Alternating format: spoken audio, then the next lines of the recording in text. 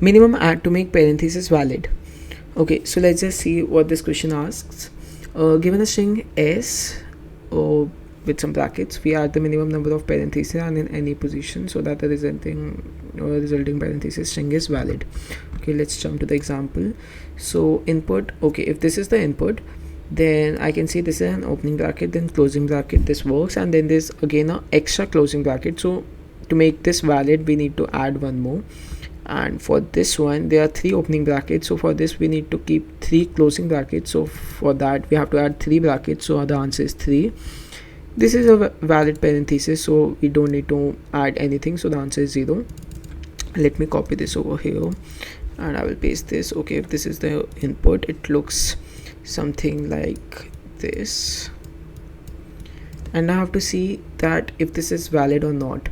So these 2 brackets are valid, so there's no opening bracket for this bracket, so I need to add +1 for it. There's no opening bracket for this bracket, I need to add again a +1 for it. Now there's this sorry, these are the closing brackets, so I need to add an opening bracket for these 2 brackets, and so +1, then there's these 2 closing brackets, and there's no these 2 opening brackets, and there's no closing bracket for these, so we have to add +1 again for it and +1 again for it. So the answer should be 4. It would look something like this, this, and this. Now this is valid, so the answer is 4. Okay, got it. So now how can we approach this? Let's see in this question. Okay guys, first thing, when parenthesis questions are there, the first thing that comes in my mind is the temp variable, where we can keep the count of opening brackets and closing bracket, because the number of opening brackets should be equal to the number of closing brackets. So for this opening bracket I will add +1, and for any closing bracket I will decrease 1 from it. So +1, then 0, then -1, then -2, then -1, and then 0. So in the last I can see the number of opening brackets is equal to number of closing brackets, but they are not at the right position. So I have to add some brackets to make this valid. So for that, rather than approaching it through an array way using array data structure, let me use stack, and let's see what is happening. If I use a stack over here, I will put the first opening bracket, then for this there's a closing bracket, so I can pop this bracket, then there's a closing bracket, then there's a closing bracket, then there's a opening bracket. Okay, and then again there's an opening bracket. So in the last 4 items are left which doesn't have any corresponding bracket for them, so that they can become valid. So in the last, the size of the array is 4. The size of the array is 4. That is our answer. Let me check another situation also. If I, or rather than using this example, if I use some other example,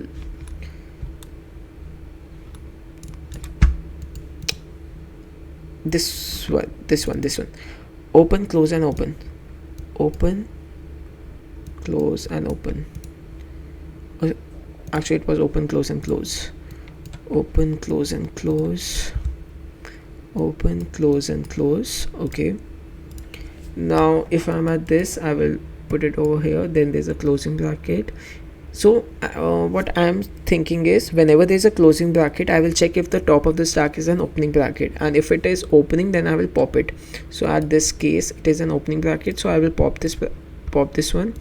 Now there's a closing bracket, so there's a closing bracket, I will push it, and now I'm at the end of the string, and in the last I will return the size of the stack,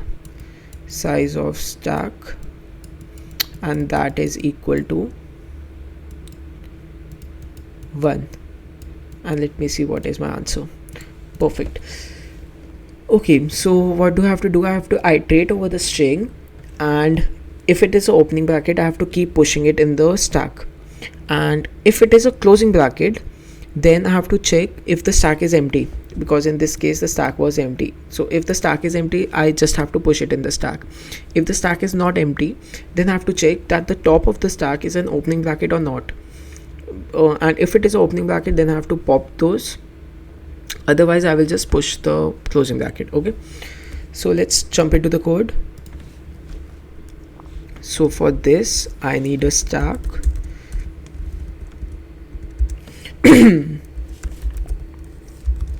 Oh, this would be a stack of char. Oh, stack char, and I'm naming my stack only. Then what do I want?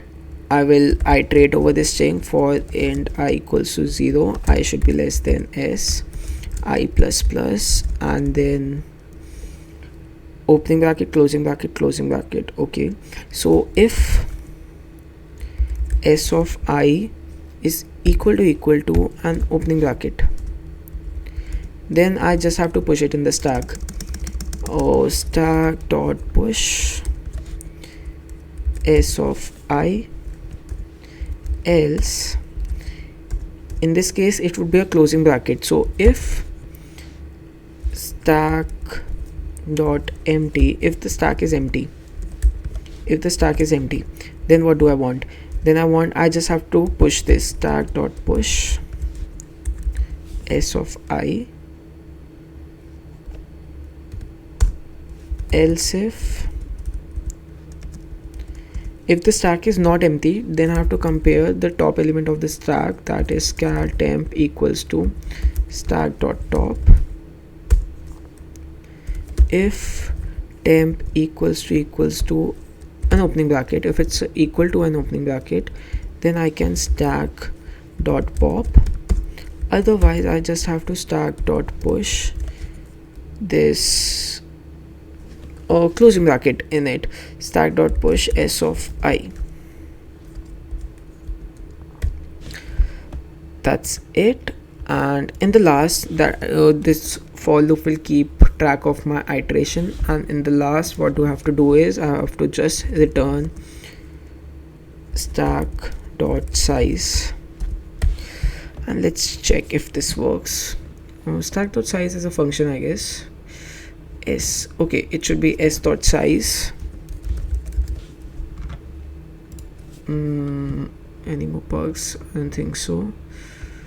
Okay, this bracket, else if, okay, it should be else. Why not if? Either the stack would be empty or the else situation. Okay, now the output is coming. Okay, so open, close and close. Okay, one thing that I'm doing wrong over here is, okay, so here it should be else.